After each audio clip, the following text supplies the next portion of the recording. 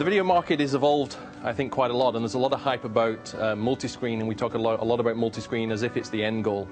And I think to us, that's very much just a small step on the journey. I mean, just look at how consumers consume content now. I mean, everybody with the whole model moving to unicast as opposed to broadcast, everybody can get something different that matches their particular needs and desires. So that fragmentation is there, it's here to stay, and operators that already have IP in their network that have delivered IP-based video, I mean, they're ahead of the game. I mean, the traditional broadcast model is clearly going away ultimately, and they're all trying to figure out how to optimize their networks for that transition.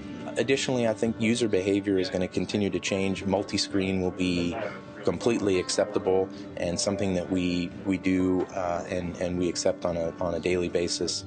Also, things like whole home DVR, cloud DVR, being able to access your recordings wherever, these will all be accepted, and that's going to have significant impacts not only in the network at large, but also within the home network environment as well.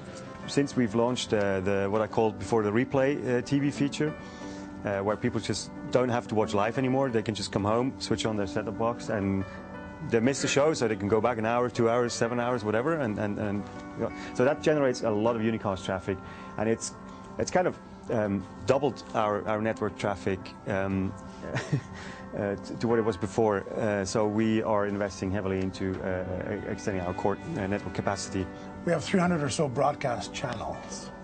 And probably we're going to end up with 600 by the time we're done in a couple of years with ethnic content and whatnot. So it was very important for us to improve our ability to, you know, everybody designs unicast 2, 3, 4, 5%. So we had to go to 30% ourselves, especially with the way people take on information. And we believe eventually we're going to end up with 30% unicast type traffic in the next 2 to 3 years. That's where the consumers are heading. When we started meeting with Velocix, I think 4 years ago, yeah, like my issue was my own broadcast. Like, we need to bring our cost of broadcast and unicast down. So we went through massive bake-offs before we agreed on Alcatel-Lucent. We've increased headroom by 30 to 40% with a CDN. The business case is payback is in 18 months. It was actually much less. It was in a year. And obviously, the traditional QAM video infrastructure doesn't work for the transport of IP delivered video. And so one of the things that we did early on was we built our own content delivery network. So we actually built a CDN network in conjunction with our partners Alcatel-Lucent that basically allowed us to deliver and distribute content through the DOCSIS infrastructure to our customers. What we've seen is, as we've increased the number of devices and increased the content, we've seen about a 300% increase in the consumption of these services as people are using them.